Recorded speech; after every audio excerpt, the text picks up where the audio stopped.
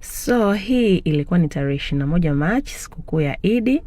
Kulikuwa na tukio linalohusisha wanawake mkoa wa Dodoma lililoandaliwa na SC10 Woman of God.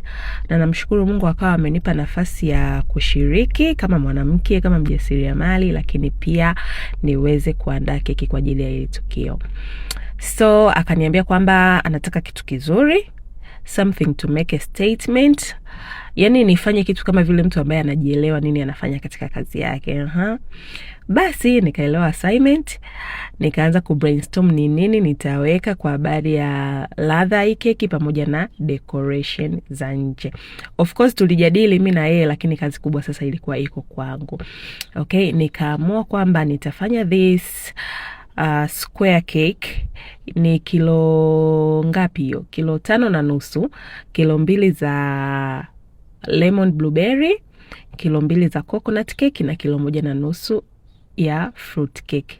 The cake was everything. Jamani, keki ilikuwa ni tamu. Sasa hapa naongelea maana nishapata feedback tayari. Kwa keki ilikuwa nzuri. Sipati kuambia. Basi kwa kwenye ladha nilifaulu. Ikabaki decoration za nje. Nikasema nitaweka wafers kwa sababu wafers zimekaa kitajiri, wafers zimekaa smart. Yani wafers ziko vizuri kwa kweli. Yani wafers hazi disappoint unapozitumia kupambia keki, okay? So nilipomaliza kuweka wafer, nikasema I'll go with this pink flowers. Yani kuweka ile touch of pink kwa sababu sare siku ilikuwa ni pink, tukio lilikuwa linaitwa The Shift Pink Affair. Kwa mambo ya mapinki pinki nini hivyo. Now this is the best part. Nikasema hapo juu nitaweka nini? Nikaamua kuchop some apples, nikaweka na topping ya Nutella. Jamani, the cake was caking. The cake was looking really amazing. Nimesema looking ila ni looking.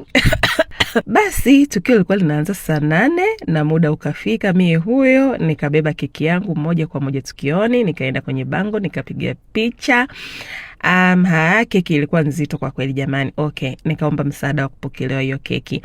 Tukaingia ukumbini. The ukumbi was, yani ukumbi ulikuwa umependeza sana jamani.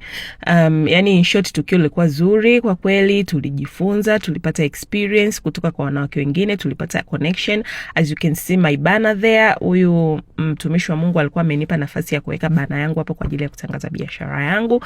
Lakini pia mnaona logo yangu pale kwenye bango. So ni mwanzo mzuri kwa kweli. I was feeling very happy. Yani niligaini, nikapata pia connection ya wateja wapya. So namshukuru sana Mungu. Karibuni sana Mami Special.